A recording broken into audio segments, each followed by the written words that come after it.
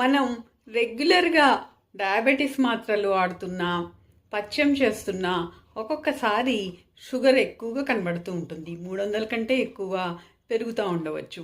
మరి అప్పుడు జనరల్గా ఏమనుకుంటా ఉంటారు, మనం ఇన్ని టాబ్లెట్స్ వాడుతున్నాము, ఇంత కటిక పథ్యం చేస్తున్నాము, ఇంత షుగర్ పెరిగిపోయిందేంటి అని అనుకుంటా ఉంటారు కదా. మరి అలాగా ఎందుకు జరుగుతుంది అంటే, మనము ఒక 10 రోజులు పథ్యం చేసిన ఒకరోజు ఏదైనా ఫంక్షన్కి వెళ్ళి ఎక్కువగా ఆహారం తీసుకోవటం కానీ, స్వీట్స్ తీసుకోవటం కానీ చేస్తే డయాబెటీస్ విపరీతంగా పెరిగిపోతుంది.